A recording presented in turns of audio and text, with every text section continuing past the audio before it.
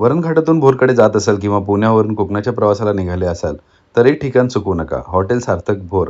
पहिल्या क्षणी मालक स्वतः हसमुखाने तुमचं स्वागत करतात आणि इथलं पारंपरिक वातावरण मन जिंकून घेतं. लाकडी इंटिरियर, साधेपणा आणि घरगुती उबदारपणा हीच आहे हॉटेल सार्थकची खास ओळख. आणि आता बोलूया इथल्या स्टार डिशबद्दल, म्हणजेच प्रसिद्ध काळं मटण.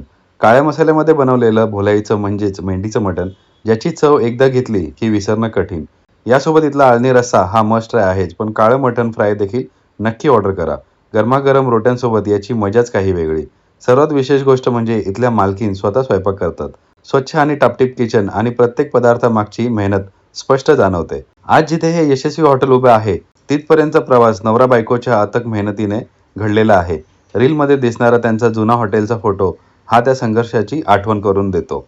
फक्त काळं मटणच नाही तर तुम्हाला इथे अजून भरपूर डिश अनुभव करायला मिळतात. म्हणून पुढच्या वेळी पुणे भोर वरण घाटावरून प्रवास करत असाल तर हॉटेल सार्थकमध्ये नक्की थांबा आणि या अप्रतिम चवीला नक्की भेट द्या. एकदा खाल तर परत याल.